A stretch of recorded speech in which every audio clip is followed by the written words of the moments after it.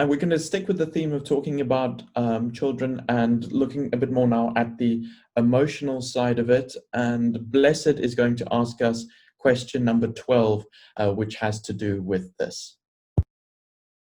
Is there any plan for children who have lost their parents or caregivers due to COVID-19?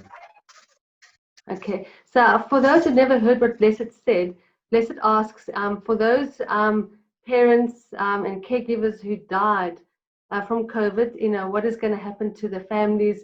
Is there going to be any support? And he's very concerned about the lack of support for families.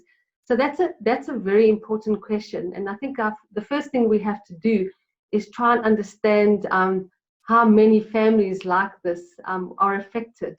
And first of all, it's important to know how many families are affected like this and what is the composition of the family and what are the support structures of the family. And then depending on how desperate the family is, you know, whether it's just children left, we have to get social workers involved and psychological and mental health services involved to try and first of all stabilize the family from a mental health point of view. And then from a financial support view, we're going to have to make sure that families access relief grants and COVID grants, and also that the children in households are on child grants. And so it's very important, if there are any families that find themselves devastated by the deaths of their loved ones, is to come forward so that the social services and the health department can support these families and make sure that they are protected.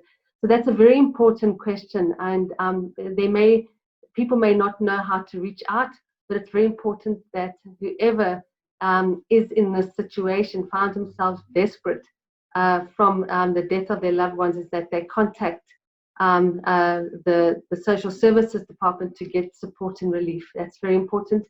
Even NGOs, Gift of the Givers, and other NGOs, if any of you know NGOs in your area and you know families, it's important that the families are connected to NGOs that can help them. And one of the best NGOs is Gift of the Givers, and they can also help facilitate that.